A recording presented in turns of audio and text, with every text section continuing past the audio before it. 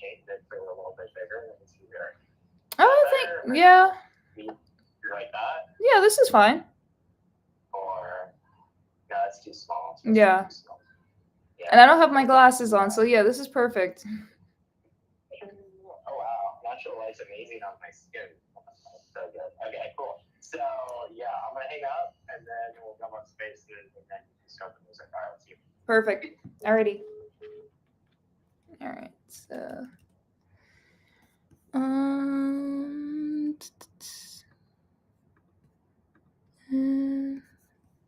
Audio. Okay, perfect.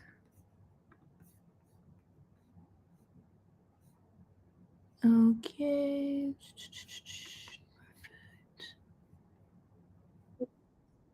Okay, there we go.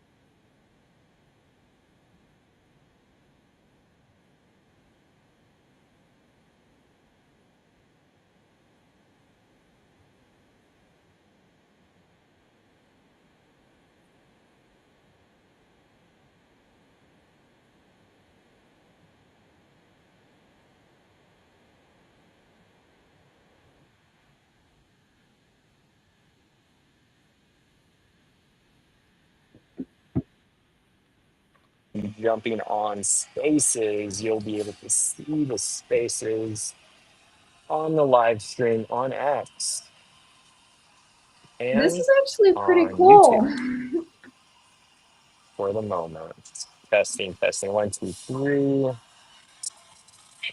We'll apply this again and invite her to speak.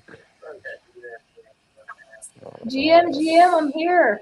Let's go. Here we go. Bring it to blockchain art. Zone Tech has the tunes for us. Let's see.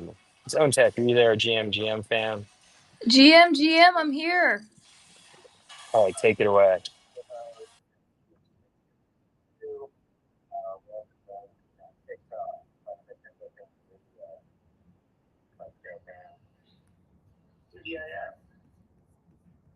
All right, sent you the co-host. If you haven't retweeted space yet, please do. We're also going to be on TikTok. You can find us at Crypto Family Radio. Like Joe Fan. TGIF.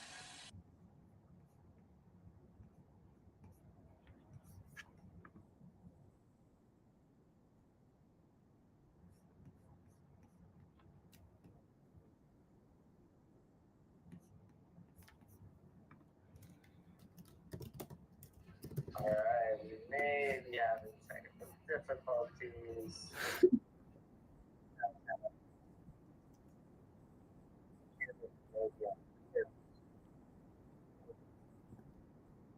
All right, we may be having One, technical two. difficulties. Zone tech, music may be on mute. 1 second. Maybe. I don't know. Let me see here. Let me check the live stream. Okay, he's still here. He's trying to figure it Okay. out. What are we looking at on the live stream? That's not what we need to be looking at, fam. Let me change that. Let's look at. Let's look at this photo. Oh no, no, not like that.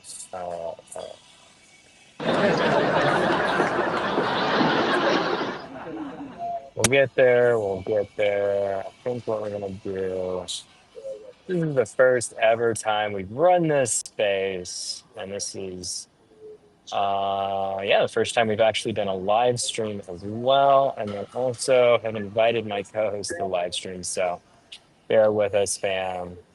Technical difficulties, but we're gonna get there eventually. And that's a beautiful thing about spaces, you know, like this is all an experiment, a social experiment and building community. And I absolutely love that. So definitely Yes, yes, I appreciate am here. Zone Tech and all of, hey, I see our live You stream. can't hear it? Okay.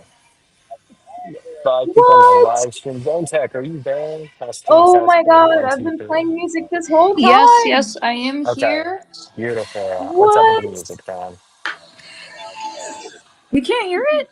I cannot hear it. It I'm was so your What? mic sorry. was on I mute the thought. entire time, Zone Tech. Oh my god, I've been playing Yeah, music this whole time. I have not heard any of it. What? Yes, Zone Tech. You can't hear it? I cannot hear I'm it. so sorry, guys. I thought. You have to mute the space. You have to mute the window of this space, the Twitter space, so you can play your music. There we go. We're getting some of it now. There we go. We're learning, guys. We're learning. At least I'm learning. So. Yes, that's all good. Maybe turn it up a little bit. It's a bit soft. Yeah. There we go.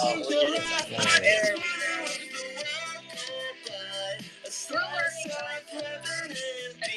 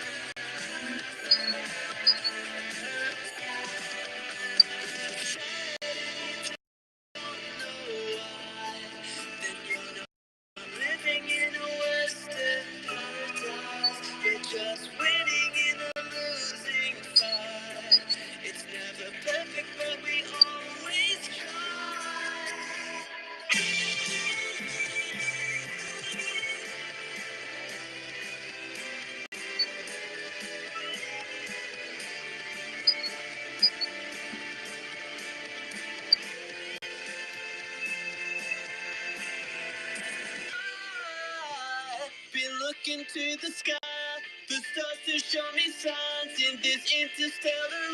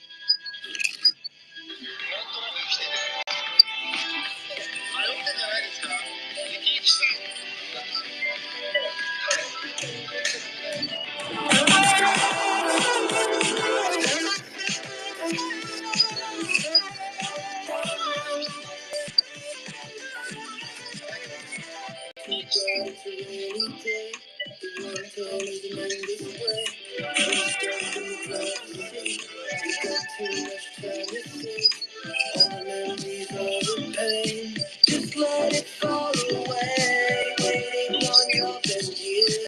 Got the keys to your city, get me the time. We got nowhere to be. We got time. It's going far.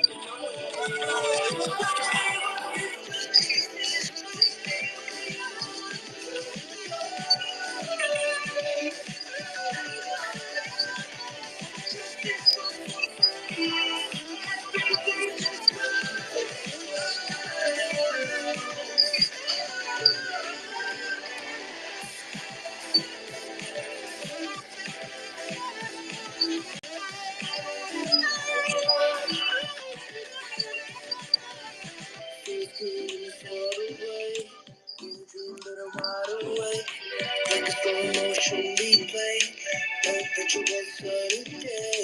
See the light bounce off your skin. Gotta feel like I'm in a film. True like a cartoon. Got the keys to your city, can't leave the time. We got nowhere to be, we got time. It's coming from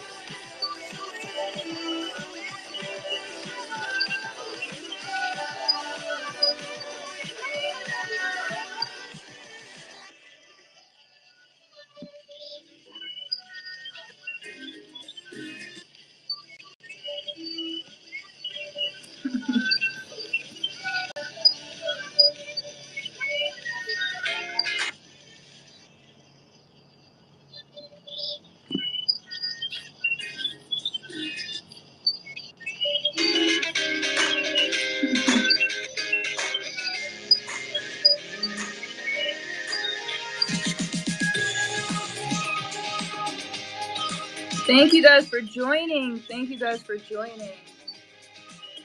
This is our first official. This is like our debut, so I apologize in advance for the technical difficulties. We're gonna get better, but I'm really happy to be here. In 20 years I will be nothing to but in your heart you want something for the rest of your life.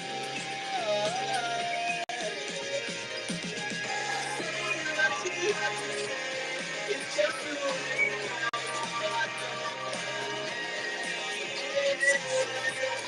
closer to me.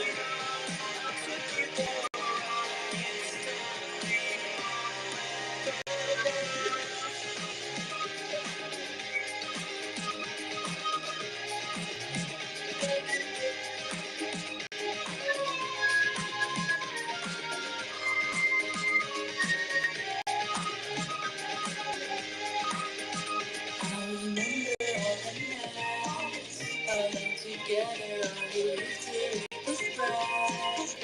Gone forever like the wind that took the kite.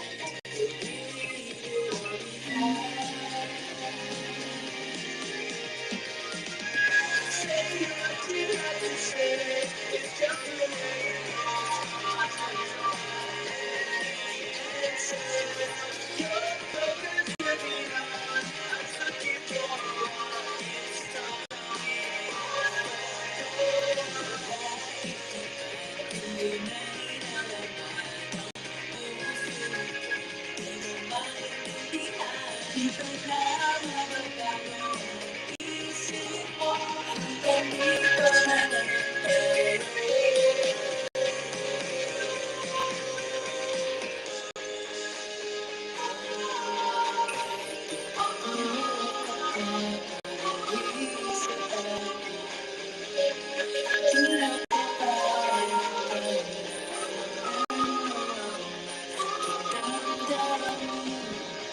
It's say what you have to say. It's just the way it goes. I don't have any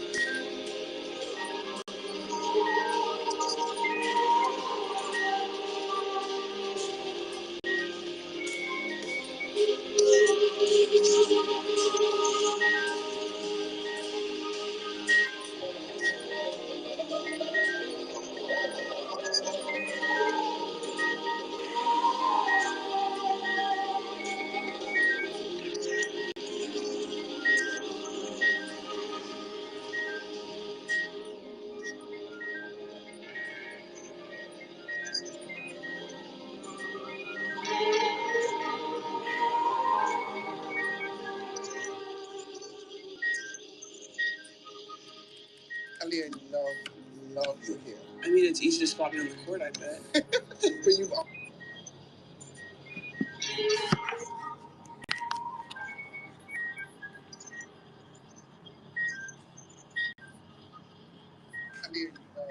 Okay, so should we start, Do? Let's go, fam. Happy Friday, TGIF, everyone. GM. GM, Haven't retweeted GM. this space yet. Please do. Thank you so much, Zone Tech, for putting on the music. I was really vibing out to that last track. Have to shoot me that song later, fam. But welcome, everyone. This is the first ever episode of Breaking into Blockchain Art. Me and Zone Tech are co-hosting. I invite you to co-host and Zone Tech. Not sure if you see that, but we'll be hosting together this show called Breaking into Blockchain Art, where we are exploring different NFT art throughout the different blockchains in crypto. It's definitely been a long time coming. I gotta change this here real quick. Episode one is gonna drive me insane. But anyway, so I'm really excited to be here. I really wanted to welcome my co-host Zone Tax as well for the music and also for wanting to be a part of this space. Like I said before, this is the first time we've ever done a space like this.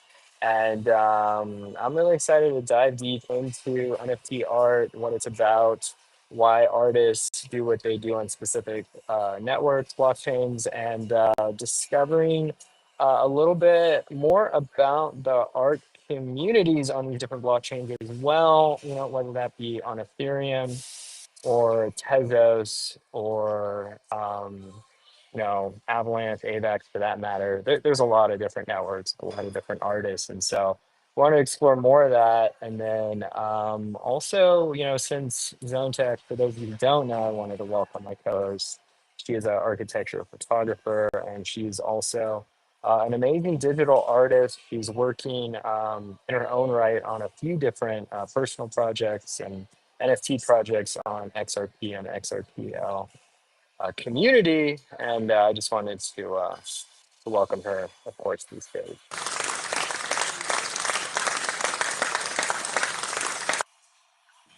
Yeah, thank you so much for that introduction. Hello, guys. Good morning. Good morning. Happy Friday. We made it. Happy Friday.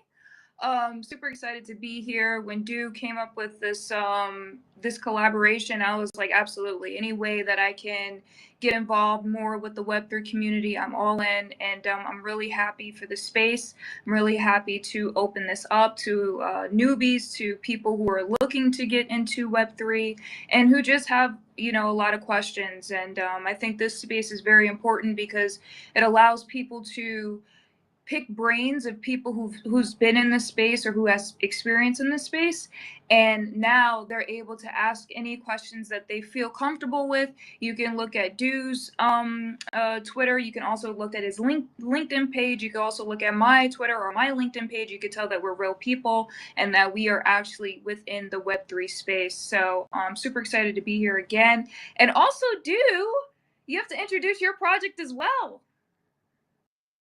Yes, fam, we'll get to that. We'll get to that. Everyone gets a load of my project every Saturday, which is tomorrow, and we'll get into that a little bit later, fam. But definitely appreciate everyone showing up and supporting Crypto Fam Radio. I don't know if you saw, but we do have a live stream going as well on X and on YouTube. So I actually posted the live stream link on the X profile account that you can see me and Zoni. We are completely doxed and talking into each other's phones. I mean, talking to my phones and talking to her phone. So, yeah.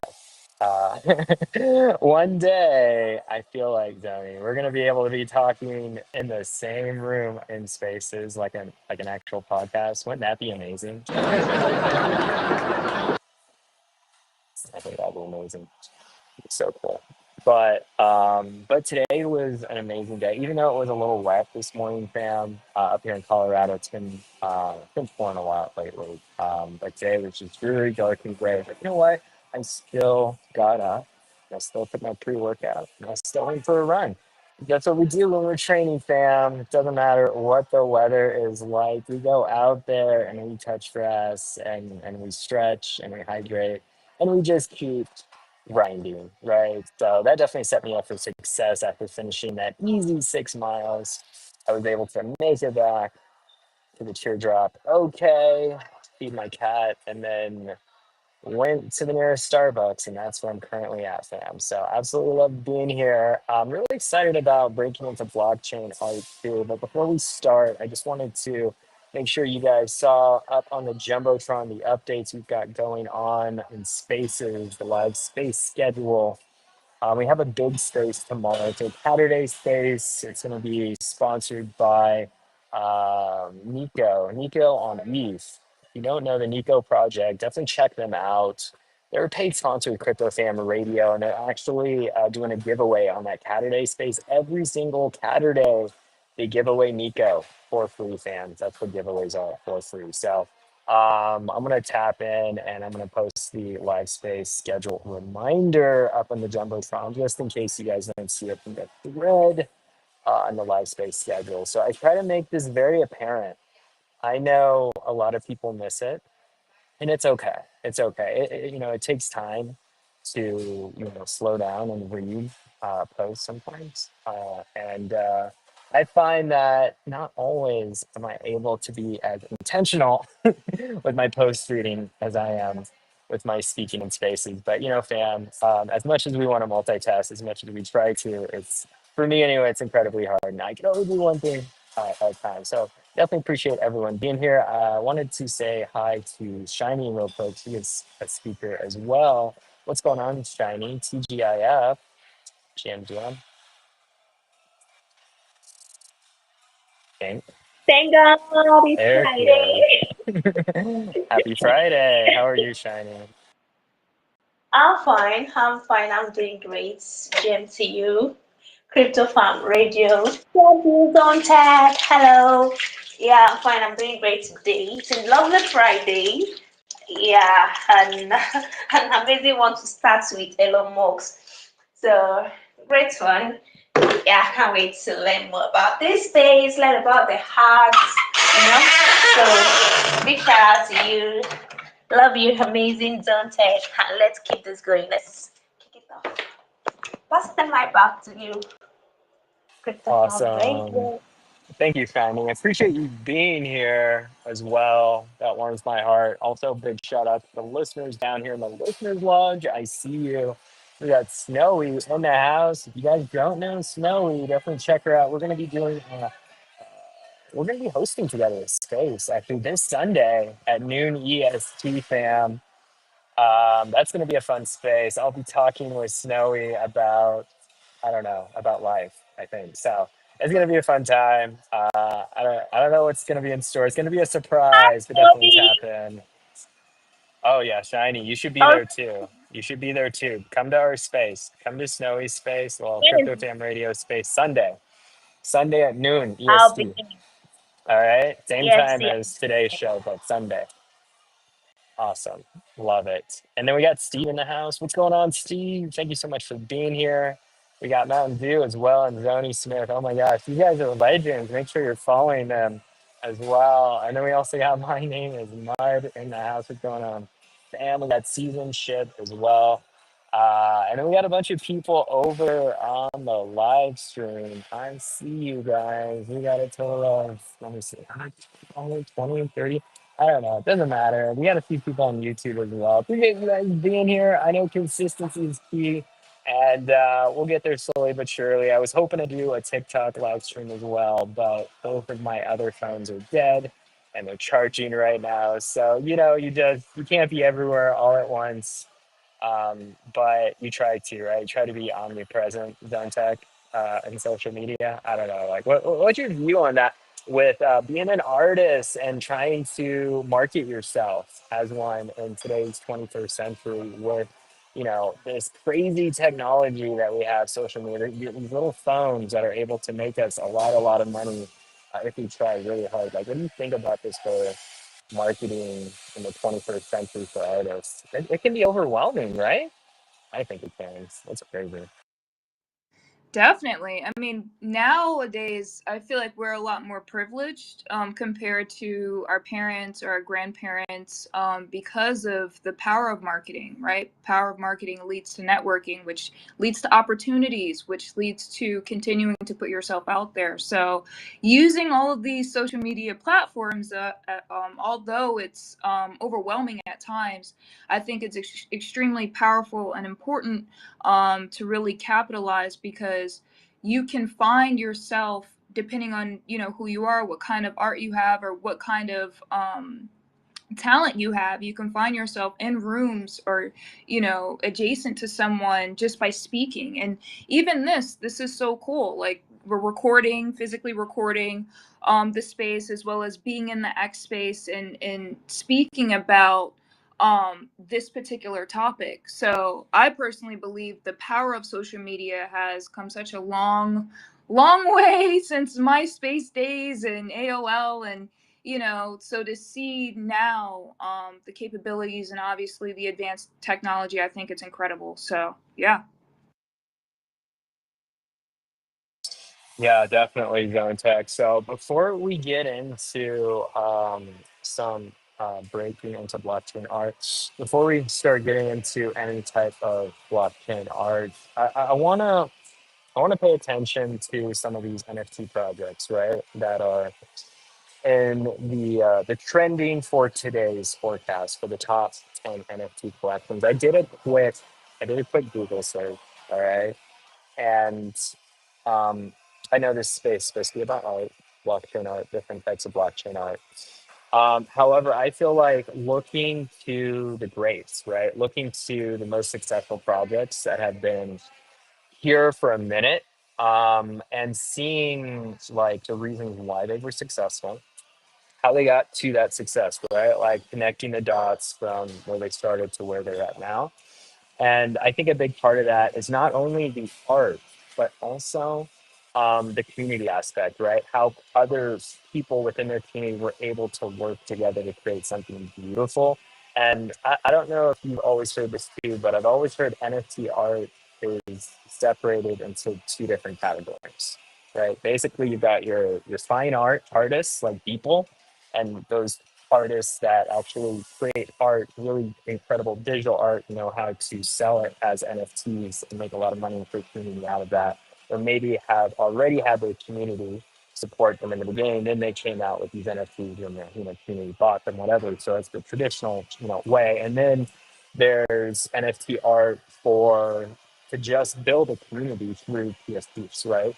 Through a mission statement or some type of commonality that you guys can relate in some way. You guys are, you enjoy the same activities online. You enjoy the same chain, the same token, and the same NFT project. And you're working with a great community, a great group of devs, let's say, that are building utility behind this NFT project, right? And this utility is very exclusive.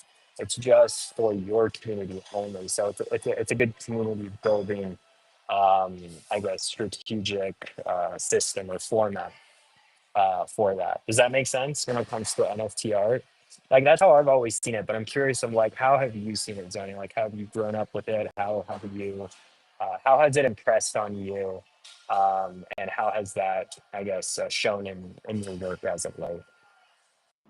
Yeah, that's actually a good question. And seeing the difference between fine art and, let's say, like PFP artists, like fine art artists are like people who like are more like traditional, like, so for example, painting, drawing, different mediums, photography, music, of those aspects. And then you have the PFP, which is more of the what is it, it's the bear collection. Oh my god, you guys are gonna kill me. I had it and it slipped.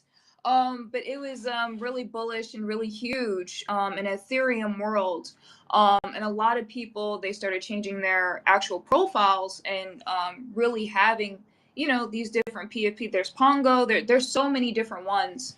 And it's so cool because again, you get to see this direct line of, okay, bridging a traditional artist and, let's say, an artist that's like more into generative art, and finding that fine line. So it's really important to see how we've evolved from painting or from drawing, and how now, like, with these PFP projects, you're seeing it turn into utility. You're seeing it turn into having tokens or having a community and really bridging people together within that realm. So I feel as though both aspects are very important. I'm a fine artist, so of course I'm always gonna like root for fine artists because it is something that could be time, like, with your time, you're dedicating time, you're dedicating energy, and sometimes it could be a lot of hours within the day that you're creating a piece or you're creating a project or you're coming up with the concept and you're actually doing it, you know, versus AI or versus, you know, creating something that's more generative. So, you know, having that fine line and just like that balance between both, I think it's important. But yeah, that's my spiel. Zone Tech, I want to go back to generative art because I think I heard of this phrase or coined phrase about art in our Web3 women's space when Odd Button just talked about generative art versus just regular art. So what is the difference? Because I've heard that tossed around, but only in the XOP community. So is this like what's the difference? It's definitely known throughout all communities, even in Solana, even in Ethereum. It's definitely known within a lot of different communities. But basically, generative art is putting into a program. Let's say Midjourney or some kind of AI program, and what you're doing is you're putting a prompt and you're saying, you know, oh, you know, the tree is blue with, you know, water coming out, but the water is gold with rocks or like, you know, a rainbow in the back. So you're putting all of these different prompts, these text prompts, and then what it does is it generates it for you. It comes up with it, and then it like, you know, creates this amazing piece. And I've seen some beautiful art pieces and beautiful work from people who do generative art, excuse me. However, you know, it's that again goes back to that fine line of, okay, like, should I invest my money into it? Because if they can do it, I can do it, you know? So I think that's what makes it obviously different. Just depending too, because there are some generative art pieces that are valuable and that are you know, they've created such utility and a backing behind it.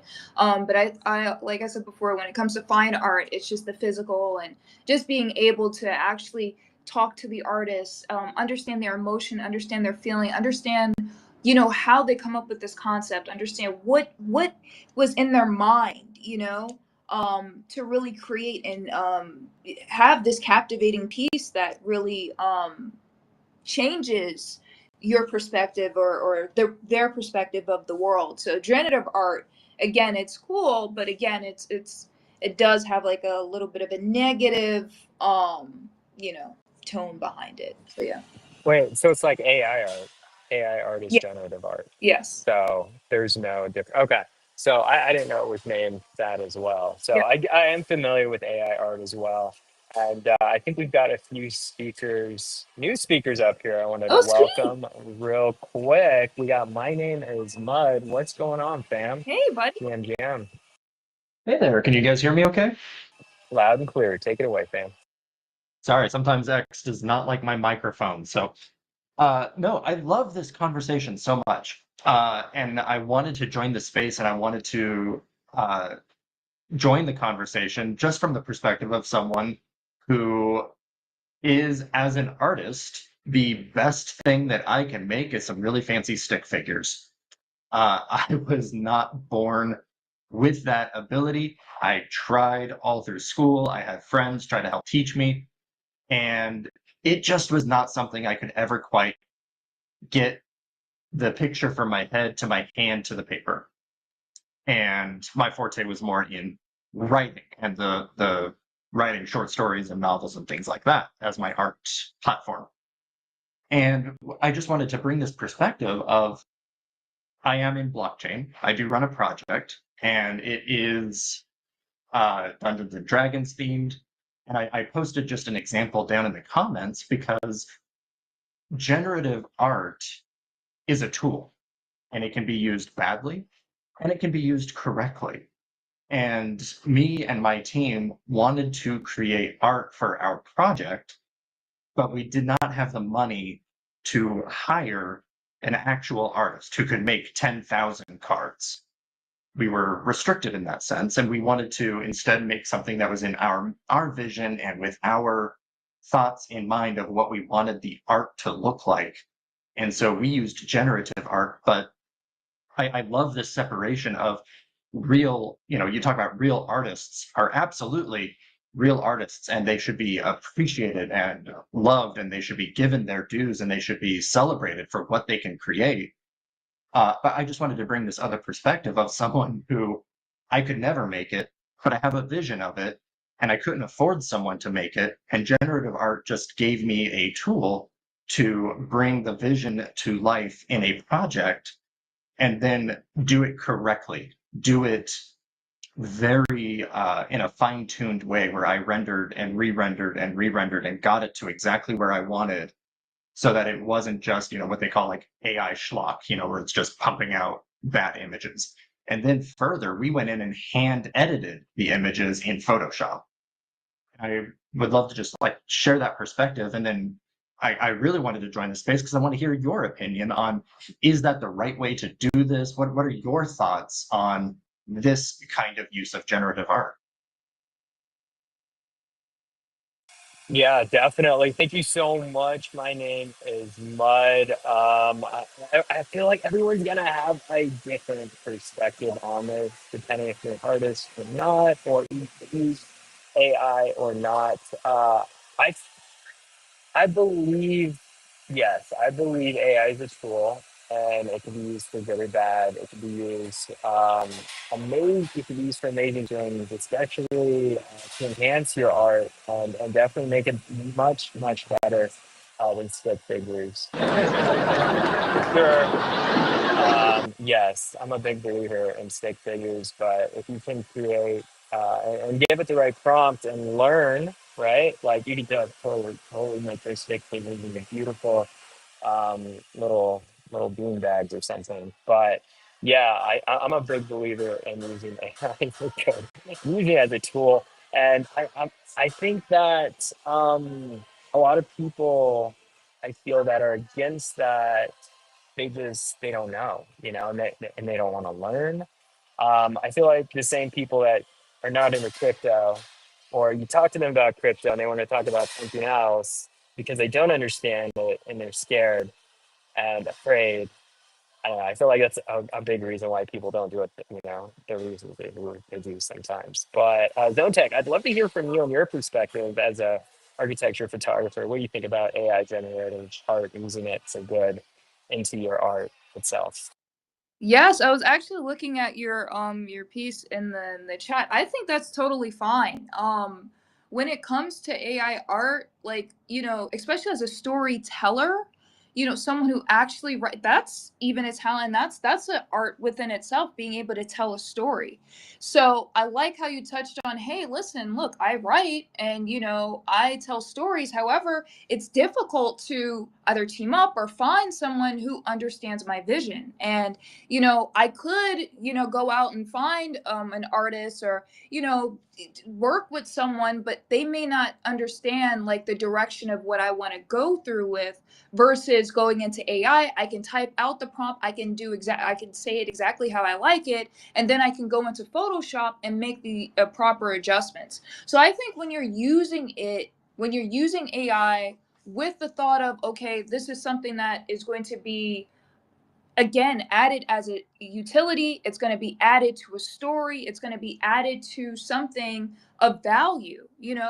I think that's when it becomes something that, okay, obviously take a step back and really appreciate, and people should appreciate it, because again, it is something of value, versus, okay, I'm just putting in 1,000 AI generative arts, and it has nothing behind it. It doesn't have a community. It doesn't have a utility. It doesn't have a real world, thing behind it, or event behind it, or anything like that. So I think when it comes to that perspective, your perspective, I think is totally fine. So. So relieved to hear that, because I stress so much about being an imposter in the art world. Uh, but yeah, no, and the other thing, just to talk to your point a little bit, not only, trying to share the vision and find an artist who shares the vision, but in this particular project that we're in, we had 10,000 of these cards. And because we are a small project, uh, the other factor to this was I couldn't pay an artist to make 10,000 images. And further, it never felt fair to ask an artist to do it for free on sweat equity, the same way the rest of me and my team have been working with no pay. We have not paid ourselves at all.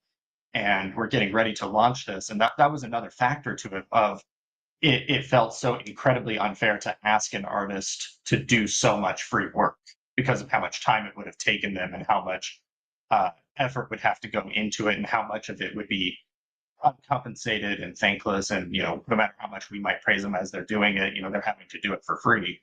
So that was another factor where we were able to create a large scale of a project and try to do it thoughtfully, meaningfully, not hide the fact at all that it's AI, and still have enough of that creative twist to it where the art serves a function and a utility within our project, and there's more to it, and it folds into our podcast and all of those other things. So I'm so glad to hear you share that opinion as a artist, and I really value that. Thank you for your feedback.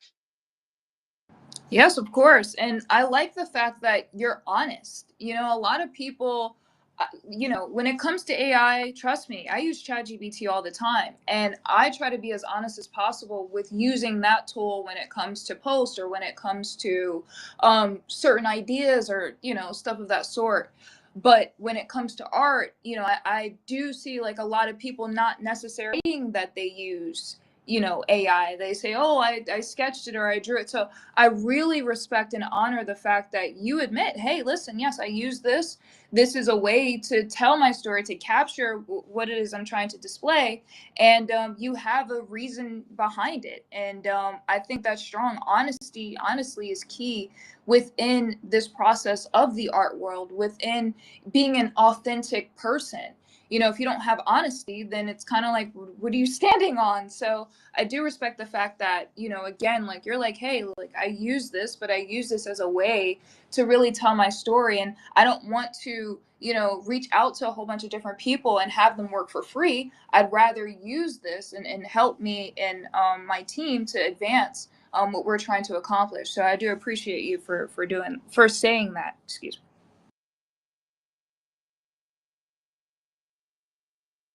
Definitely. Thank you so much for that.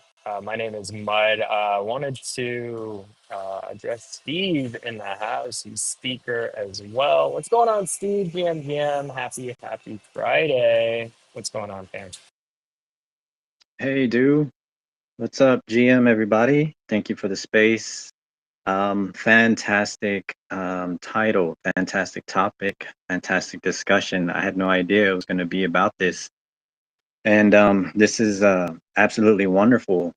This is a discussion that's been going on for quite some time now, especially when the first platform, AI art generation platform, started to come out, and and there were many opinions being voiced, trying to speak on art. And the irony here is that it's all opinion. We're talking about art here. It exists on many levels, and it always exists within within the viewpoint of the viewer.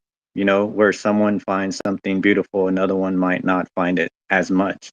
So it all comes down to how does that piece resonate? How does that piece grab someone? How does that piece tell a story? And this is my background as well. So I've traversed many of these realms, many of the fields, many interactions with all sorts of artists. In fact, I don't know if you know this about me, dude, but I actually started an artist collective some years ago. And so I definitely been fully immersed in the art world, physically, as it were, to curate a lot of exhibitions and shows and interactions, and contractual obligations, and a lot of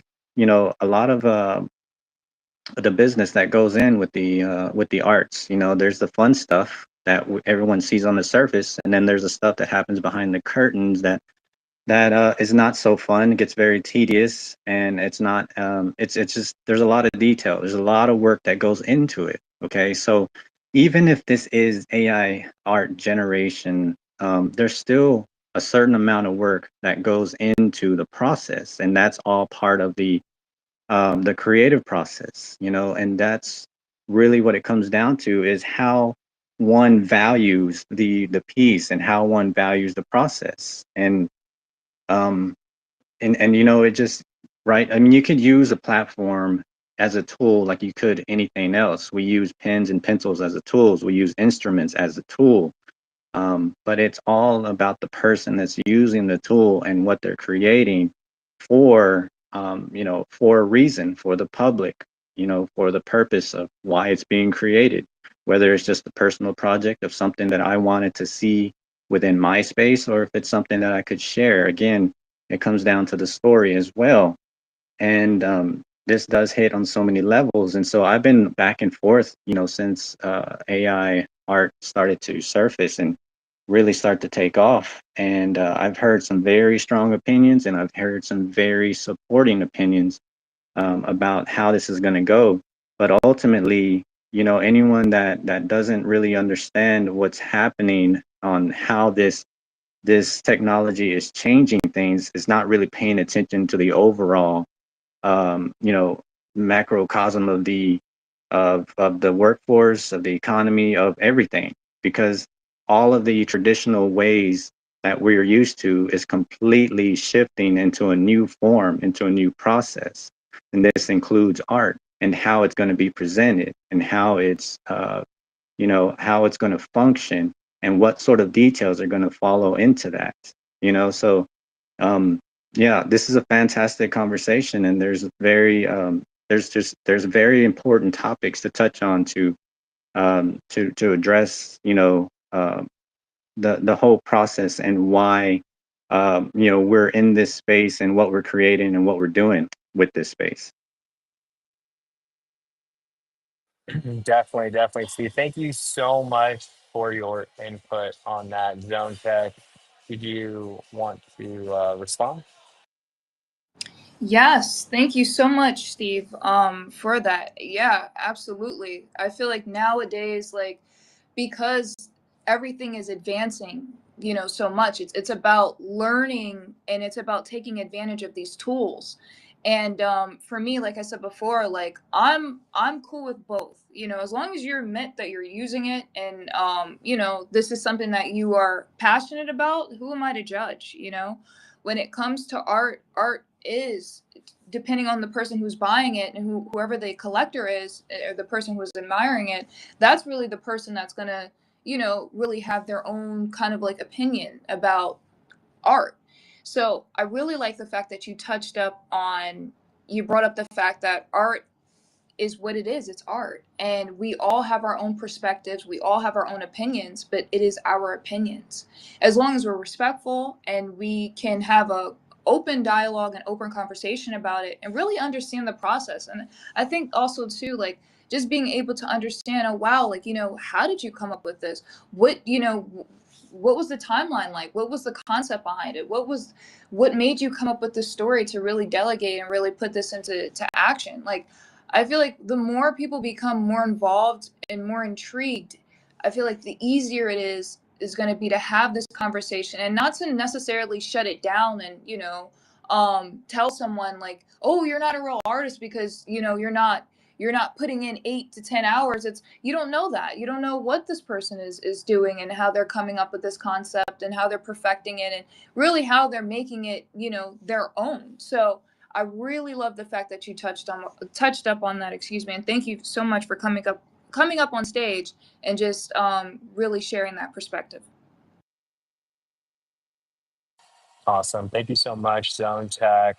Um, Yeah, it's I feel like as AI technology becomes a lot more relevant, we're gonna see more regenerative art regardless, if people like it or not. It's just I feel like it's gonna get to this point where it's gonna be ubiquitous. Like we're probably gonna see regenerative art like 90% of everything we see in the next, 3 to 5 years, give or take.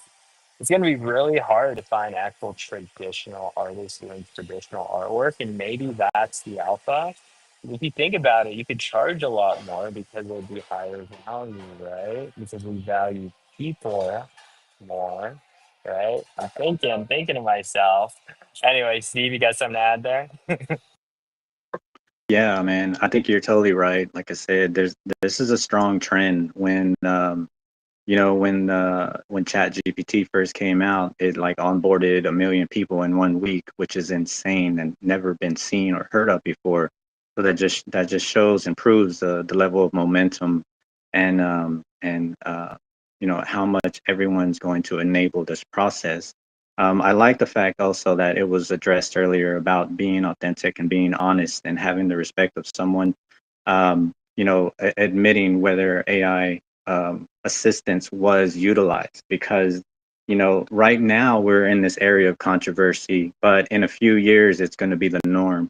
And as we go into the norm, it's most important to kind of talk about the level of productivity on how to initiate this process and what's involved. Because the way that art's going to be presented now, it's going to have new definitions, new details, new applications, a new way of being presented because of now how much more immersed it's going to be, how much more accessible it's going to be across the world. For physical artists. So in my artist background, I am a visual intuitive artist with multimedia, applying different levels of multimedia to it. But I had a lot of restrictions and limitations where if I created a physical piece, my reach would only go so far.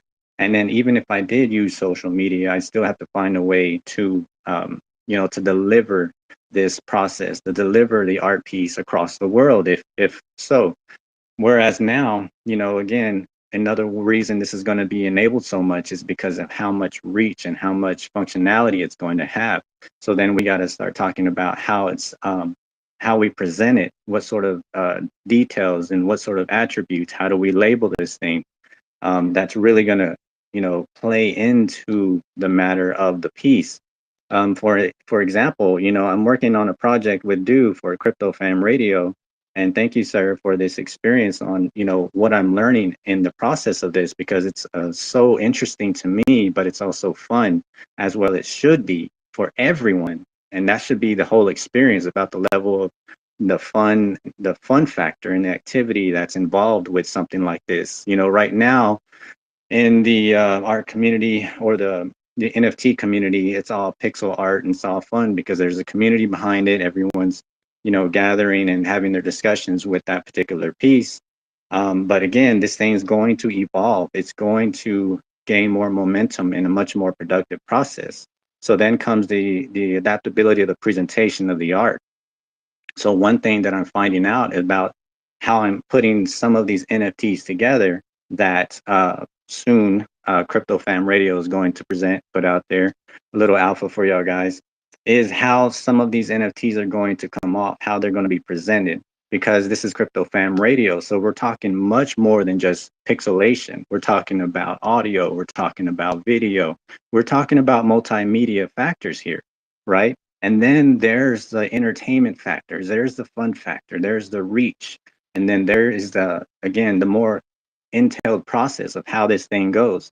For the gentleman who has the card project on, generating like tons of images and then needing to gather all the details, the attributes of who the characters are, what this game's going to entail, what's the matter of, the XP or all the details that will be included in the reason of the project. The same thing goes for these art pieces. And when this art piece is being presented, there's going to be there's a factor that's applied in these NFTs called attributes, and it's in that area where we apply the attributes to this art piece. And that means how we're going to label, how we're going to describe, how we're going to tell the story of what this art piece entails.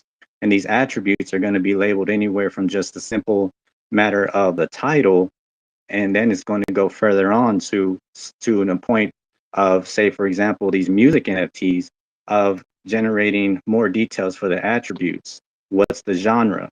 What's the beats per minute? What's the track called? What is the key in? Or what are some tags? What are some keywords, and how this story is going to be told in the attributes that's going to be found in the presentation, in the description of this piece that's being created. I mean, yes, it's going to be AI assisted, but it's still an AI human collaboration. So it still mostly comes down to the finalization of human curation, of the human directed and produced process to come up and refine and polish the outcome of whatever the AI will generate. As imperfect as that will come down to the human perspective to apply the finishing touches to the finished product. Yes, Steve, thank you so much for that. It's always the product, right? The service, the end goal. Are you shipping, right? That's the most important question. Just not for artists, but for, founders, people that are giving back to their community in some small way. Yeah, it's huge. It's huge in the space. It's huge if you're an artist here and you've got this community that's relying on you, right? Relying on you through purchase art, through partnerships, or whatever you had going on with the deal. I got Zone Tech back here. Finally grabbed co-host Zone Tech. Did you want to add anything to what Steve was saying? I don't know if you caught it all. I know you vanished for a second, but you're back. You're back. Yes, no. My phone died, so I had to go to my iPad and then go on the computer. It was a lot. But yes, I definitely agree. It's really important to just be honest and be able to tell people what it is that you're working on, because people want to support, people want to be there, they want to know what it is that you're working on and what you're doing. And I feel like the more honest you are by having these conversations, the better it is. And this allows sponsorships, this allows networking, this allows a community to back and come behind you because they're seeing your story and they're seeing the vision that you're putting forth. So Definitely, Zone Tech. So thank you so much for that. I wanted to quickly, it is the top of the hour. I wanted to reset the room a little bit, Zone Tech. I don't know if you wanted to play a quick track to kind of reset, but also maybe change the discussion, or which we're having a great discussion, but I feel like breaking the blockchain parts, we can talk more than just regenerative art. Is it good or bad for artists themselves? But anyway, I wanted to welcome a few new listeners to the space as well. I see you, Jennifer. It's good to see you in this space. We've got the Dark Shib as well. We got Big Collision. What's going on, fam? We got Shib J and Shib X in the house. We got Season Shib. We got a lot of Shibs in here, fam. Got a lot of Shibs. Freaking Bug dogs. And then, of course, we got the beautiful Snowy in the house. As always, going to be co-hosting with me on Sunday. Definitely tap into that, fam. I'll post the space of Snowy and Crypto Fam, or Snowy Talks with Crypto Fam Radio. I think that's the name of the space. And then we had My Name is Mud come up and talk about his art, his project with regenerative art. And it's up actually at the Jumbotron. He's making these like trading cards with the art, and I think that's really cool into a game. And yeah, if you can gamify anything, whether that be a card game or a board game, I think that's really cool. It's a great way to build community. People love games, so that's huge in this space. And then also, I wanted to direct everyone's attention to not up on the jumbotron, but above it.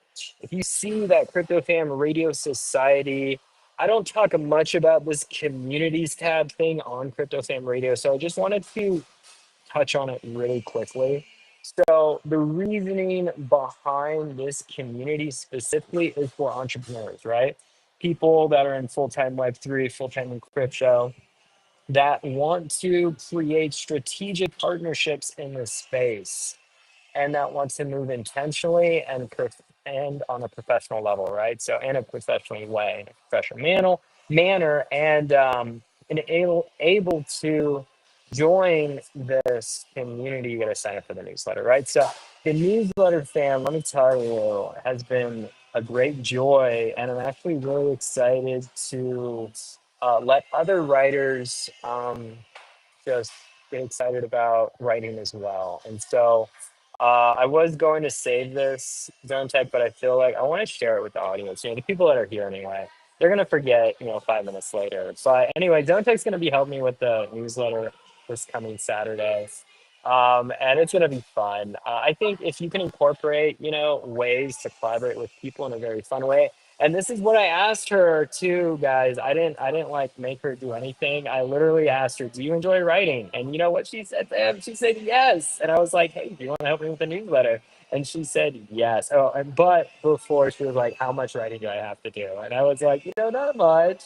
It's like a recap of breaking their block camp." But anyway, Zone Tech, I wanted to quickly kind of just do a reset, and then also your perspective on your writing skills, your writing abilities, and how you're contributing a little more to Crypto Fam Radio now.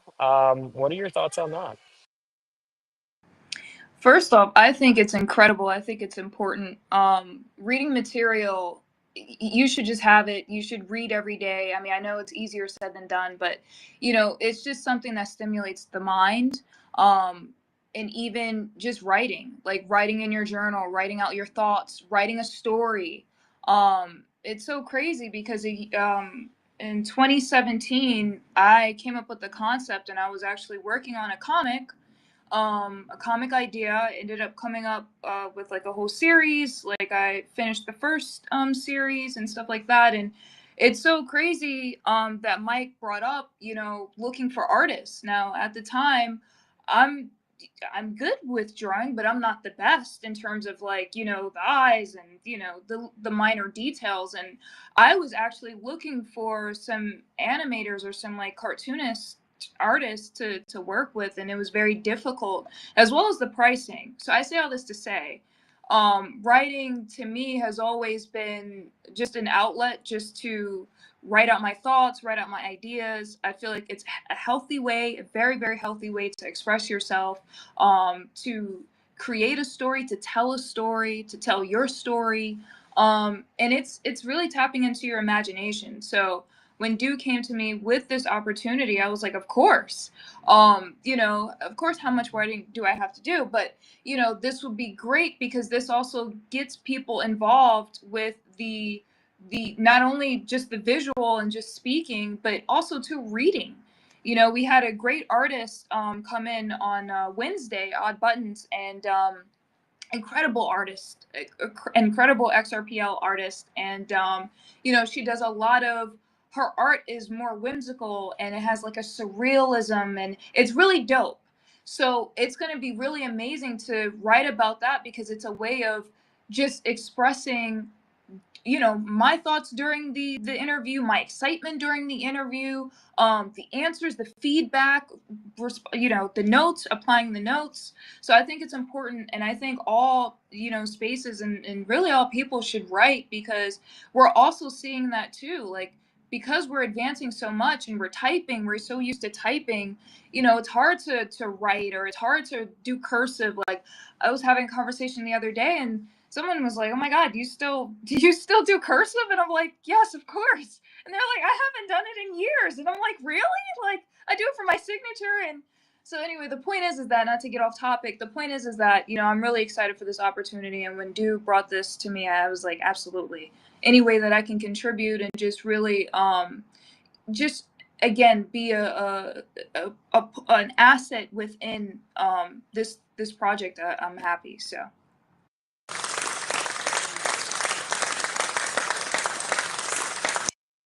Thank you, Zone Tech. And for those of you just joining us up in the Jumbotron, I just linked the newsletter subscription little button thingy there. You hit it and you sign up. Takes less than 2 seconds, spam.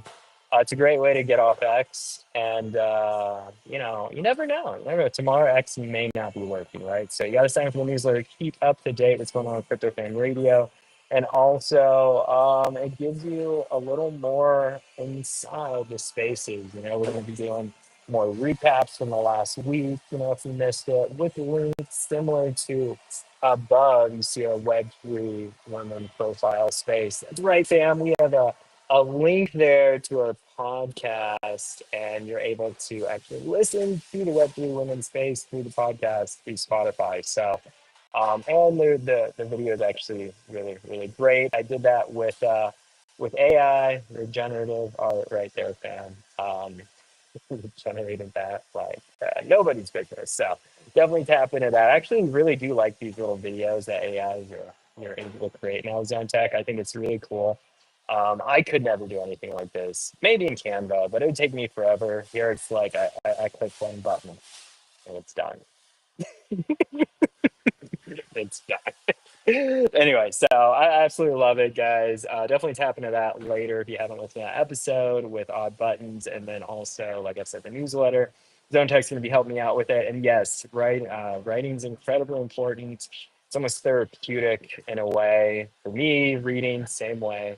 Writing, same way. These are different forms of meditation, if you think about it, right? Different forms of self care. I build it in my morning routine. Everyone's different.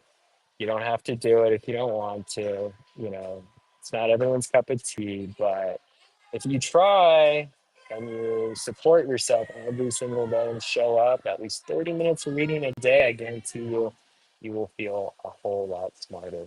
But anyway, fam, we're going to get back to the show. Definitely appreciate everyone coming up and supporting and speaking. Thank you so much, Steve, for the good discussion earlier. And my name is Mud as well.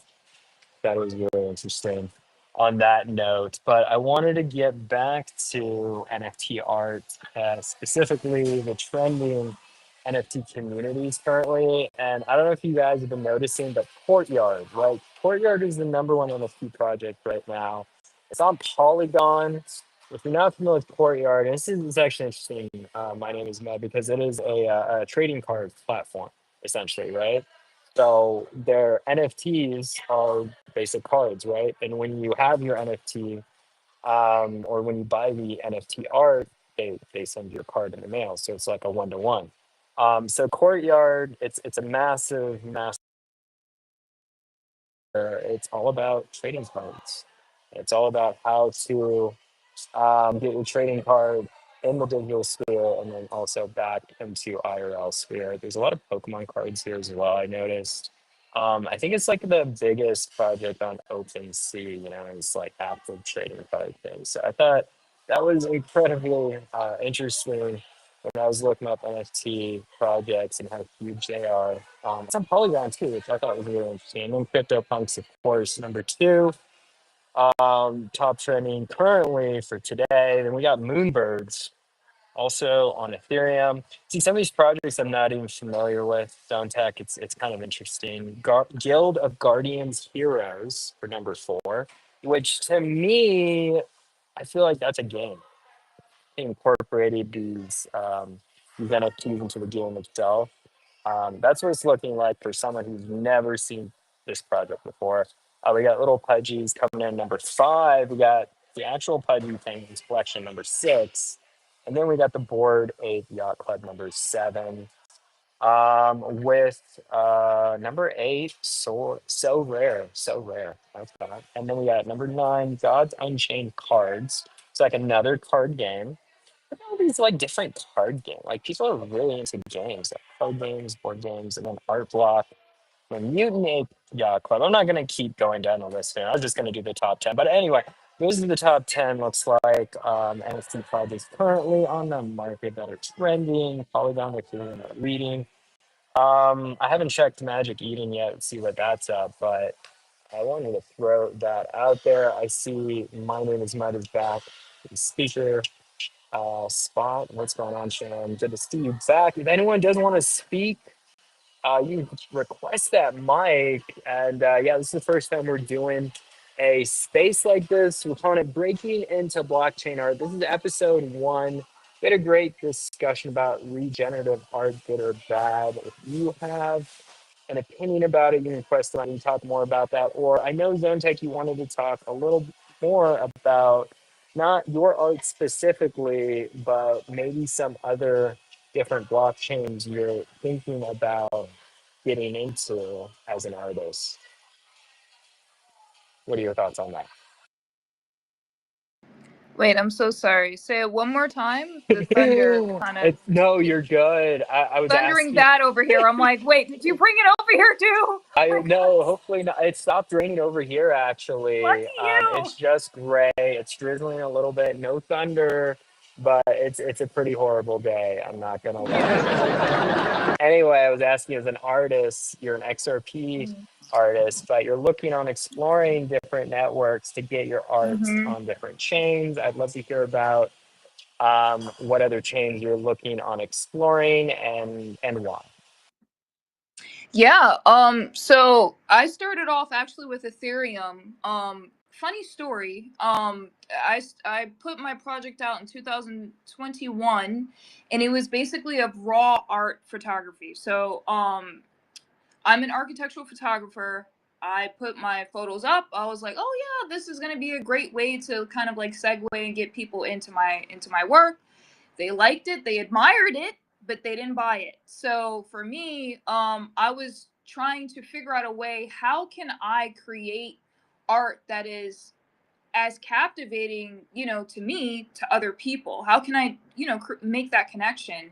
And I ended up just kind of mixing around and playing around with multimedia, and I finally came up with my style of art that that is something that I'm like really proud of, and I've been like really focusing on. Sorry.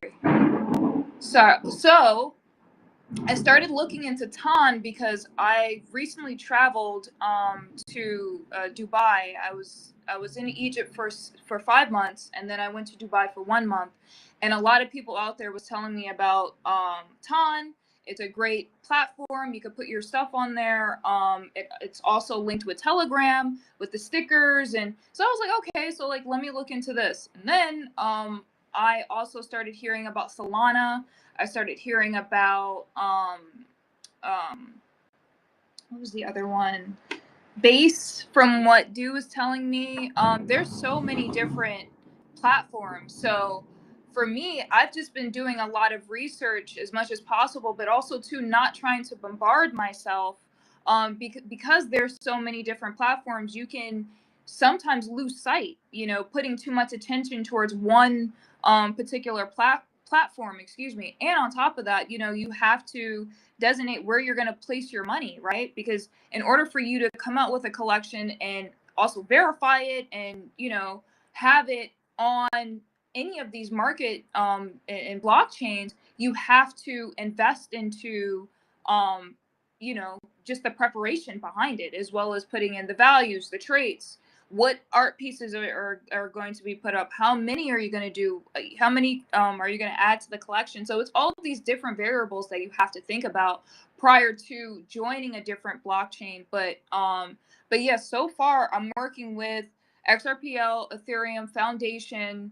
I looked at the Object. I really want to get on there.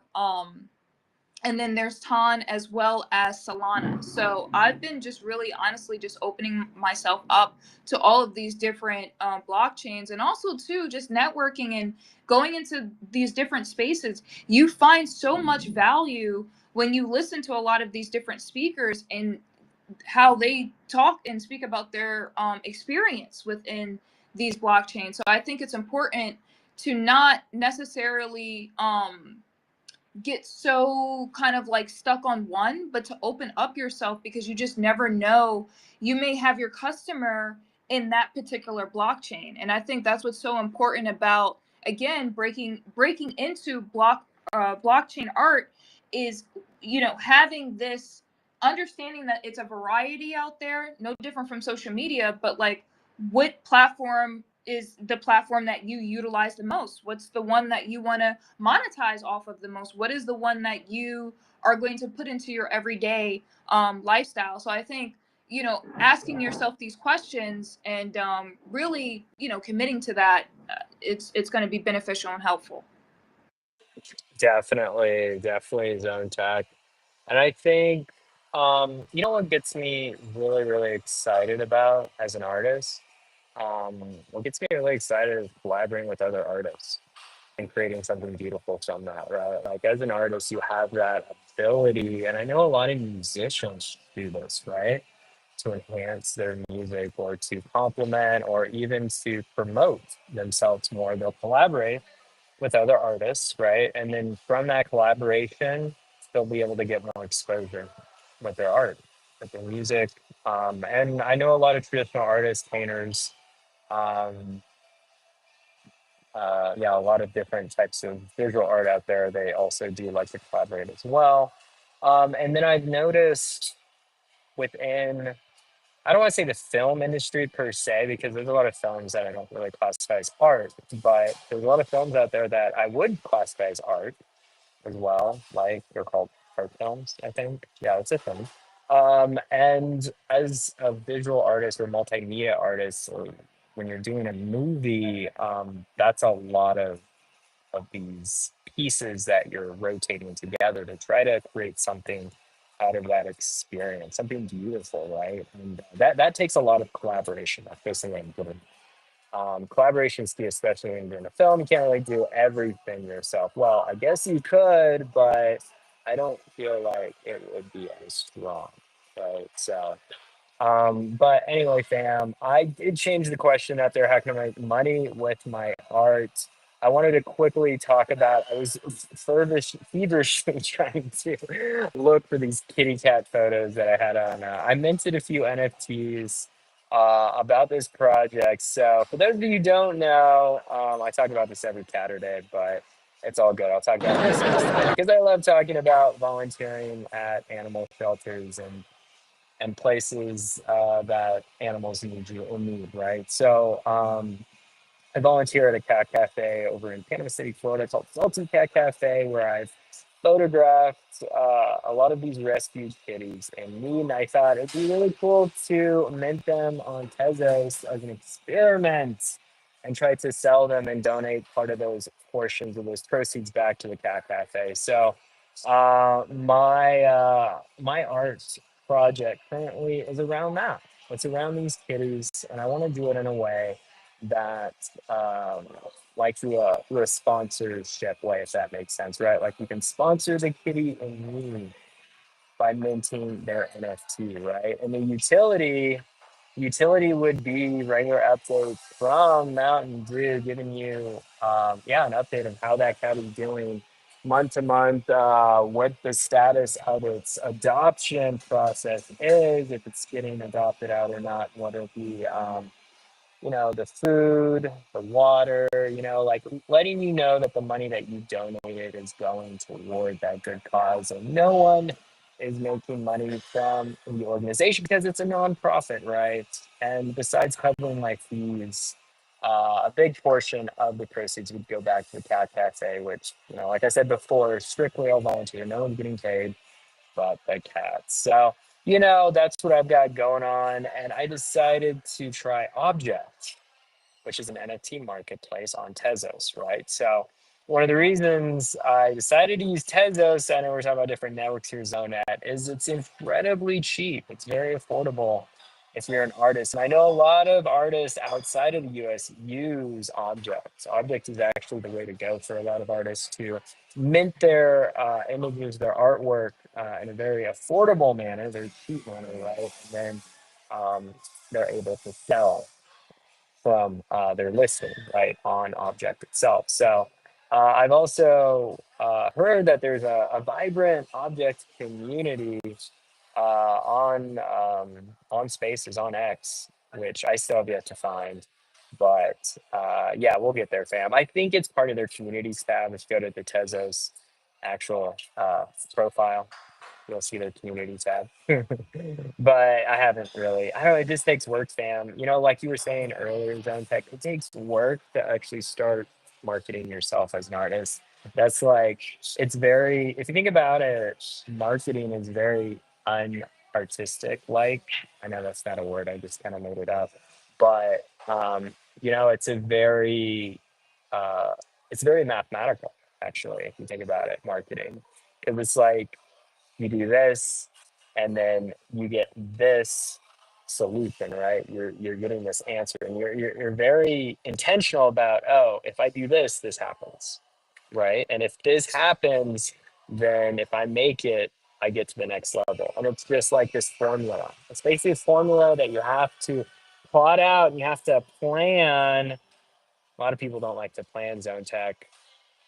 Is this how you feel as an artist, like as you're going through the marketing battle? Because sometimes I do feel like it's a battle, you know, like every single day, and not a battle for, you know, towards others, a battle of yourself, of self, right? Of waking up every morning and trying to figure out something creative, another story that you can share with people online to get them to essentially buy, right, or to attract at least your art and for them to like it, you know, for them to like you, right? And then to trust you and then eventually pay you. Do you get those daily struggles every day, Zone Tech? Yeah, I mean, honestly, balance is the hardest thing. I was telling Du, like, currently I'm in South Florida and I got here 2 weeks ago. So I've been trying to get my footing in terms of like the real world and working and personal life and, breakups and relationships and all of these different things that are like, these life things that are coming at you at once. And it's like, how do you kind of navigate? But I find with balance, I try not to overwhelm myself too much, especially when it comes to art, because sometimes, as I was explaining to do, like sometimes it could take me 8 to 10 hours on a piece or on a collection or on a project, or it could take days. There's been moments where I've had sleepless nights and I've had to really,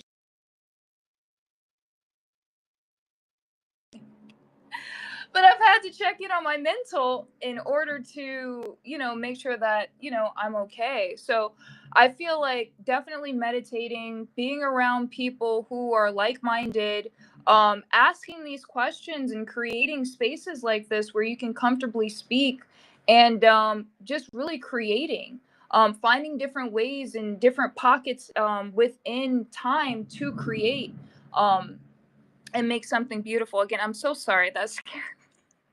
When you see the live, there was like a big thunder that came, but yeah, that's how I usually find ways to kind of find the balance in between and still have the momentum. Definitely, fan. Thank you so much for that perspective, Zone Tech. Steve has his hand up. What's going on, Steve? Hey, dude. Yeah, thanks.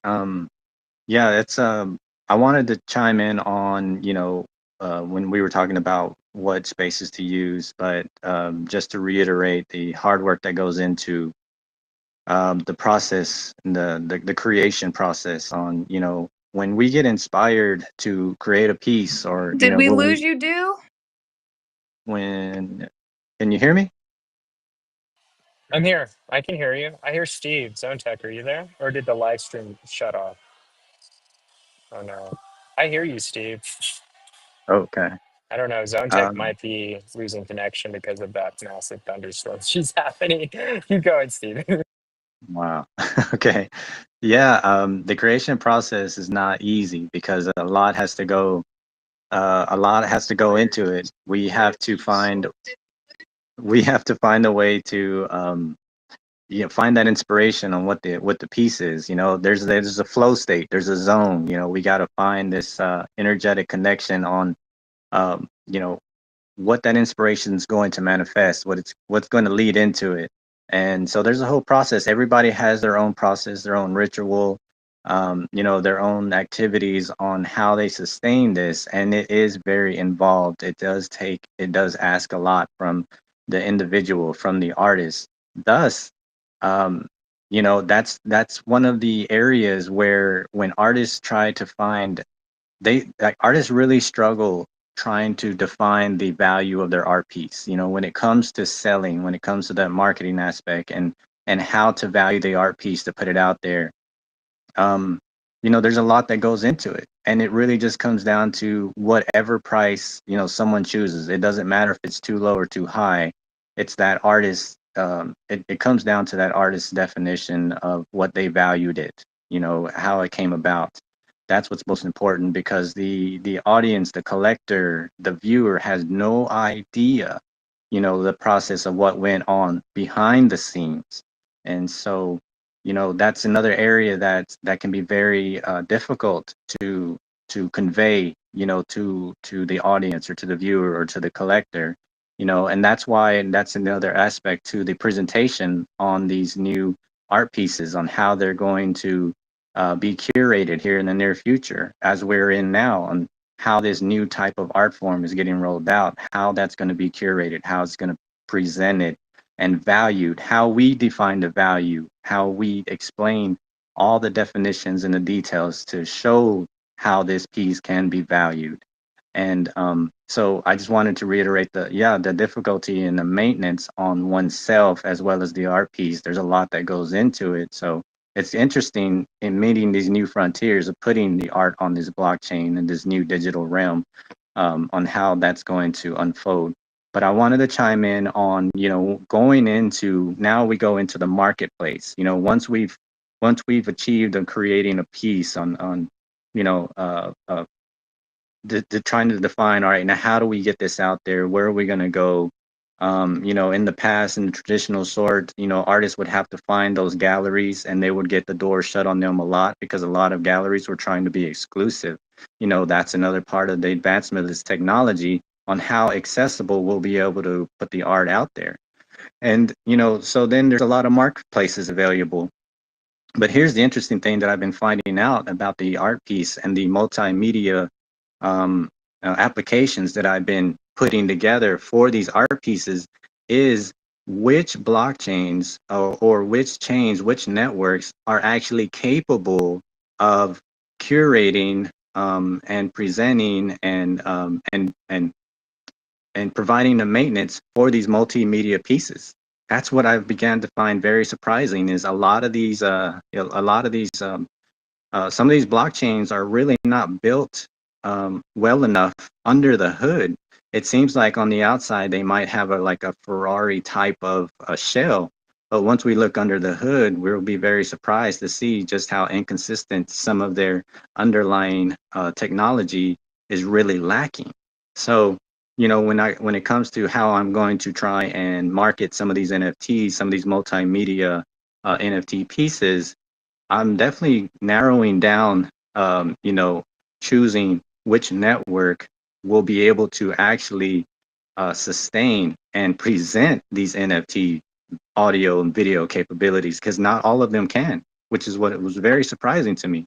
And then thus, to find those more applicable and more resonating and more community supported marketplaces that will definitely help, with the continuation of putting these pieces out there and having them accessible to a lot of normies that are going to be coming in, because that's the main discussion that a lot of these developers are having these days, is how easy the onboarding process will be. And that's another area that I'm looking strongly into, is in choosing which marketplace I'm looking at, how easy is this going to be for the average person to come in, who will see my art, who will want to own one of these NFTs? How easy will it be for them as a first-time user to come in and purchase one of these NFTs? That's one of that's probably the $1 million question that a lot of these developers and these CEOs are having right now in their meetings. Thank you so much for that, Steve. Absolutely love that perspective. Real quick before I go to my name is Mud, I wanted to chime into what you're saying, Steve. I feel like in the future it's going to be like Amazon. It's going to be that easy, fam. NFT marketplace, OpenSea is going to be like Amazon. It's like a 2-click thing, check out, whatever. The thing with buying things online, fam, it's got to be easy, right? And not only does it have to be easy, your credit card company, like the payment venues, you go to the checkout, to hit submit, that's got to be like 2 or 3 steps. It's got to be less. They're trying, a lot of these UX UI designers with, like makes everything look pretty, the interface when they're on these platforms, on these websites. Yeah, they just make it too easy for them. And we're making it easier every single day. I feel like it's always so much easier when you want to buy something. It's just so much more difficult when you want to return it, right? But nobody wants to return it. Anyway, we're gonna go to my name is Mud. What's going on, fam? Well, you kind of opened me up to two great points now. I really like what Steve was saying because we have also stressed a lot over the price of these pieces of like our collection. And there is so much time that goes into it and so many different considerations, not just for the sweat equity, but also things like the overhead for the programs like the Photoshop, the different generative programs that we had to buy credits for over and over. So like there's actually like real costs that we also put in out of pocket that when we were looking at how to price our project, I'm just using my project as an example for this conversation, just because I'm very familiar with it. I'm sorry if this sounds really shilly, it's not supposed to be. Um, but the purpose was, we had to price it in a way where we could try to recoup some of the overhead costs. And so we priced them appropriately to that. And then to your point, what you were talking about, do with getting those multimedia pieces and getting this art out and getting the story out and getting new eyes on the art and the project is such a big deal. We've started to tap into some other social medias like creating things on Instagram and TikTok and things like that. But all of our art is tied to a podcast. And that's one of our big goals is trying to bring something like tabletop games, like Dungeons and Dragons, which we have hundreds of hours of audio entertainment on our Spotify. But what we're trying to do is use that as a gateway to use the podcast, the live play games, and the NFT art as a way to say, hey, if you're a lover of games, here's an affordable piece of art that is your ticket to play. And you can come join our community and you can get involved and you can play in these games and you can be in the podcast yourself. We have several games where community members have actually participated as players, played the game, and then my editor goes in, he cleans up the entire game session, and then it gets published to our Spotify. And we're trying to bridge that gap between audio entertainment lovers, podcasters, and listeners of podcasts, lovers of tabletop, and lovers of DeFi, trying to grow that global liquidity pool that is DeFi and is crypto to bring more of the outside global liquidity into it. And art is such a great way to do that when it can be done correctly. And just as both of you were talking about, when you tie it into other things and you're tying it into other mediums, whether that's social media or videos or movies or whatever it might be, spaces like this or podcasts, you're trying to reach that broader audience and bring them in and show them the work and the value that you created. And then saying, if you like this and you value this, you can buy this NFT, but there are other ways you can get involved too. And that can be as simple as, creating a Patreon and saying, if you don't want to get into crypto, but you want to support this crypto project, you can support us on Patreon. You don't have to even get a MetaMask or a Rappi wallet or a Trust or any of those other kinds of wallets, and you can still support these artists in DeFi through these other methods. And that's such a great subject and such a great topic. So it's definitely something that I wanted to echo and say it's so important. Definitely, definitely. My name is Bud. That's amazing. You got a podcast as well. I absolutely love that. Steve, what's up? Yeah, those are fantastic points. My name is Mud. About looking at all the factors, looking at all the different ways on presenting or making a variety available for many different types of potential customers, and whether they just want to be a collector or whether they're an avid user or even someone who's just passing by, just, to kind of for them to take notice and to see the type of community that's being generated with something like this. We're definitely, pioneers in this, traversing this whole new endeavor. And what's interesting is you had mentioned liquidity pool, and that's an interesting perspective because in establishing a brand, there's a level of trust, right? And then that's always a very interesting perspective is how to gain trust from potential customers, collectors, anyone that feels, that their investment is, just very, a confident choice, and when you mention DeFi, that's an interesting perspective if that's a valuable option that you're trying to provide in a project because, when there's different ways of establishing the trust with that. And say, for example, if there's a particular, if there's a diverse type of merch catalog going on with, the project or the product, one or more of the products of, when it comes to the merch, when some of the purchases are being made, there can be a definition or there can be an allocation that's kind of put out there, like announced that, purchases of this particular merchandise will be contributing to a liquidity pool of, whatever, right? For whatever means that liquidity pool is establishing that confidence in the customer of them knowing that, they're going to feel okay with this investment or being involved. If it is with DeFi, just feeling like that this particular project will have a certain amount of funding, applied or available to that project. So I've always been fascinated with that aspect on the different levels of how DeFi can be applied to these projects and however or how far we can take that. And, that's always just an interesting note to take that, we can offer these different types of merchandise and apply a certain percentage to the liquidity pool for a token for the NFT or again, for whatever reason, thereby establishing that trust, so that customers or collectors do feel not only confident, but they definitely feel ensured that they're making the right investment. Definitely. Absolutely. If I could just respond real quickly, Yeah, go for it. one very easy example of exactly that is that, like for instance, our podcast is sponsored by another project. We do ads for their project at the beginning of every episode. And so just as an example, that's funding that's coming from somewhere else that gets folded back into the project.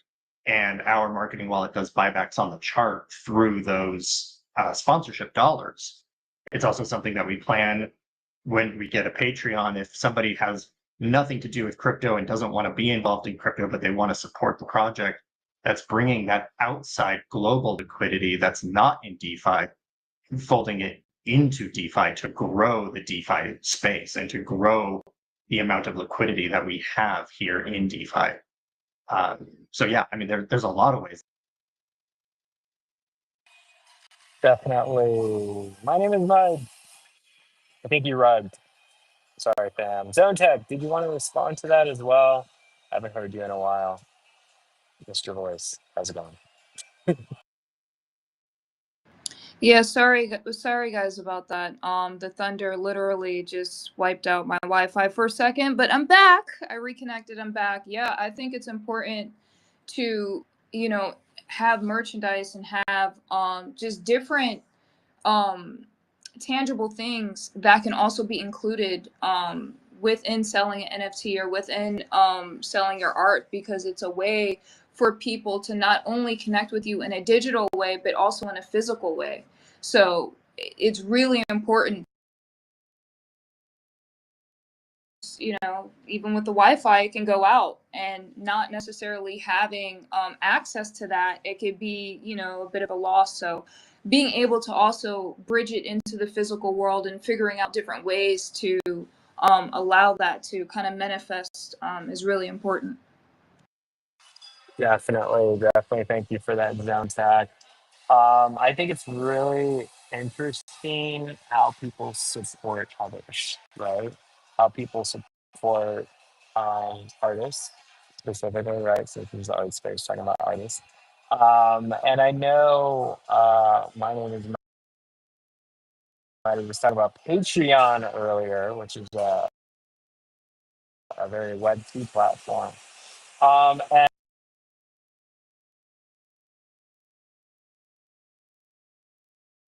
affordable, because if you think about it, a lot of, you don't have a lot of money as a supporter, right? Like when you're just starting to get into artwork or buying art, you want it to be something that you're connected to, that speaks to you, right? The art is in the art of the beholder, and what you find beautiful may be promote art into using different platforms. We just have to be mindful about the costs associated with that, right? Um, when I first started promoting my art, my photography, and this was like several years ago when I was going to school. I was in college. I was looking into different art galleries to promote a photo project I had called the Traveling Piano. And the Traveling Piano series was an art project I wanted to do as a personal project. No one paid me to do it. I did it for the sake of art. This is what I told myself. And I was lugging a piano in 40 below degree weather fan. That's right, 40 degree, 40 below. Sorry, now it's like negative 40. Like it was really cold some of these days, fam. And I did this for 3 days straight, let this piano around. The point is, I did eventually promote it at an art gallery, the prints themselves. And I sold my art, and it was an amazing experience, right? But that's from a traditional Web 2 way, right? I never meant to be used as NFTs to try to sell them. I didn't even know what NFTs were at the time, but from that experience, I'm able to share that story with others. And sometimes people get curious and like, oh, I want to see those images. I heard the story. And I want to see those photos. And when people see the photos, they're like, how can I buy one? Right. So, it's the stories that attract us to a specific art piece, which, gives us the intention or gives us um, the access to buy the art, because without the artist there is no access, right? There's no art in itself. You need the access to get the art. Once you get the art, then you establish a relationship with that artist, potentially, where you can keep coming back to them and keep creating amazing pieces for you or for their community, right? And then you're able to support them as such, right? But in crypto it's different. In crypto, a lot of people are starting to find the utility within NFT projects, right? With these NFT communities, they want to know what the utility is. Utility is key now. They want something more. So Zone Tech, this is actually going to be our last discussion for breaking into blockchain art space. If you guys are just joining us, we've been running this space for almost 2 hours, believe it or not. But we have about, I would say, about 10 or 15 minutes left before we run this space. I know, fam, we're having an amazing time here. And I really appreciate everyone showing up and supporting Crypto Fam Radio. But in saying that, Zone Tech, do you have anything to comment? Yeah, I mean, I think this is a really great discussion to have, and it just really challenges people to really think outside the box. Like, how can you push your story? How can you push your art? I'm a strong advocate of how can you tell your story, like, and however that looks. And the beautiful thing is that when it comes to NFTs, there's so many different mediums and different ways that you can express yourself, and you can really shine light to tell your story. So with this conversation, I look forward to having more conversations like this, because it's extremely important. And also too, like, to talk in an open dialogue, in an open forum to people, and really express and tell your perspective. This is what it's about. It's about coming together, different communities coming together, telling their stories, showcasing their art, showcasing their work, and getting a lot more comfortable with where we are today in terms of, this is the new way of social media, or this is the new way to tell your story and stuff. So for me, it's been such a great honor just listening to everybody who's come up on stage. And I love to have conversations like this, because I feel like it's important. And it's also important too to teach people, like, each one teach one. If you can bring someone in who's never heard of Web3, who's never heard of NFTs, or who's never heard of a blockchain, having dialogues like this from different backgrounds is going to allow that person to open up and to really dive in and do their own research on the platform itself. So, again, I think that this was extremely informative, and I'm really happy that we were able to touch on a lot of these different topics, in the span of going on 2 hours. Definitely, Zone Tech. Thank you. Thank you again for co-hosting, Steve. Any last words before we rug this space, Steve? I just wanted to get your perspective on a few of the last ideas that we have touched on in the last few minutes of this space. A big shout out for speaking as well. And then I forgot to address you earlier, Steve, about these music NFTs with Crypto Fam Radio. And I just wanted to throw that out there. Yes, it is coming soon. Steve is working hard. I really appreciate your patience and the time that you've spent on these music NFTs with Crypto Fam Radio. And, speaking about utility earlier, maybe this is something that we can continue next week as well within your artwork. I think is really important. And even with the way that you communicate with your community, right? I feel like NFTs, like it's untapped and a lot of the utility that I feel like artists are missing. And I want to talk more about that next time, right? Like, especially when it comes to exclusive benefits with loyalty programs, similar to what you see on Patreon, right? But it's like, why jump on into another platform when you can create a system within your own model and then you don't need to pay those fees, right? Those taxes that other platforms charge you because you have your art on your own website, right? On your own domain. And this is something that I want to continue to preach on as a Web 2 artist, not even in Web 3, like actually owning your own art, right? Owning your own digital footprint, which is something that is going to be a super long discussion, but maybe something we can touch on next time, Zone Tech. But anyway, Steve, did you have anything else to add? Sorry, that was a bit of a ramble. Thanks again for being here, sir. Yeah, man. Nah, much love, bro. This has been awesome.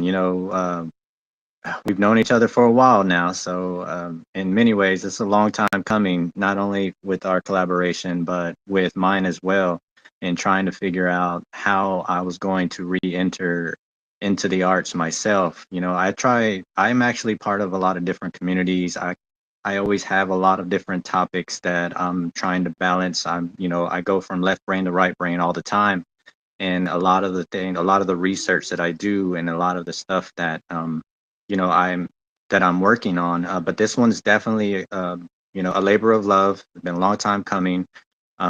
Definitely something that needs to be learned, and so I'm more than happy to go through this process and bring it forward. With to be able to share it with the community, to be able to share it just at all.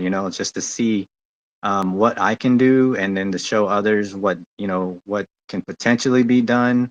Not everyone can do this, right? I mean, just because we can type a few words into a prompt, it's still not something that anyone can do, because it's even called prompt engineering for a reason. So there's a certain amount of respect that goes into the creative process, for sure, about how someone can take the inception of an idea and carry it all the way through to its final form, on how it's going to be brought forward, how it's going to be manifested and shared.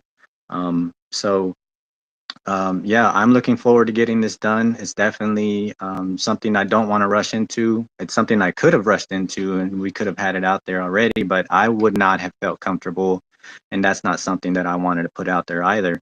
So it was definitely worthwhile me looking further, like I said, under the hood, about what this technology really is, who's capable of doing it, or what blockchain's capable of doing it, to my surprise, and to see how much more this thing can be built out. Because I think ultimately too, the developers have been waiting on the sidelines for a lot of us to come in and see what they need to improve on, what they need to work under the hood, what pieces are missing, and and that all comes down to the users and to the community, and and showing just how much we can be involved with this, and how this thing is going to play out into the real world, as we will see here in the very near future. So yeah, everyone stay tuned. These NFTs are going to be very interesting. And again, a long time coming. So thank you again, sir. Much love to everyone.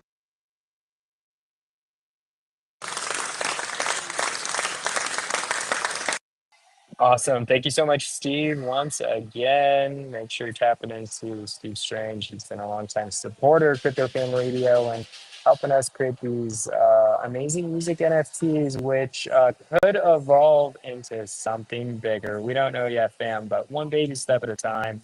And then real quick, fam, up in the Jumbotron, we do have the Snowy Talks to Crypto Fan Radio. Big shout out to Snowy there in the listeners lodge. Probably with her baby right now, so I'll talk for her. I'll be co-hosting with her. I'll be hosting with her this Sunday, Crypto Fan Radio. We're gonna talk. I'm not sure what we're gonna talk about, but we're gonna have a good time. We seem to always have a great time, so definitely tap into that show on Sunday with Snowy Talks with Crypto Fan Radio. And then we also have our Catterday space tomorrow as well, fam. We pin it to the Jumbotron here. But make sure you tap into that as well. It's a really great space if you want to talk about your project. We do these 5-minute chill and chill for any project that's building in this space that wants to talk about their work and tell us a story. I'm definitely up for that. But definitely tap in to that space. It's going to be at noon EST right here on X. And then I'll probably also live stream it as well on YouTube and on X. And I'll try to finally get my TikTok live up. I'm trying to do more TikToks, fam. TikTok's amazing way to grow your followership. It's a lot easier actually than YouTube. So I'm like, why don't I use TikTok more? So anyway, just got the live feature on the Crypto Film Radio TikTok. So I'll start that as well. And everyone that came to the live stream today, thank you so much. It was Zone Tech's first time doing a live stream with me, or his first time doing it with someone on live stream. So that was exciting, Zone Tech. I wasn't directly talking to you the entire time, but I think that's okay. We're talking, looking down at our phones, probably most of the live stream, but we did it, right? So that was exciting. And it's first time for everything, right? So hopefully, more live streams for sure. It's a great way, great marketing tool, and just another access point to get people to get to know you even more, right? So, and that's what we do in the space, right? We want people to get to know us more. We want people to trust us, right? So, and we want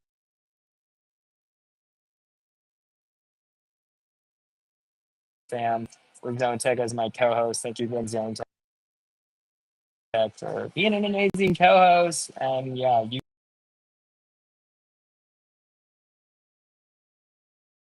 can definitely cue up the outro music, and we'll leave that on for a few minutes.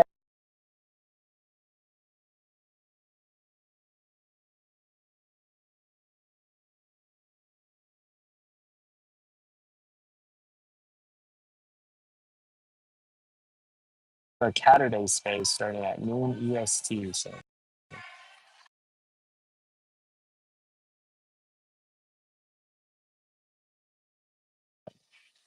let's go.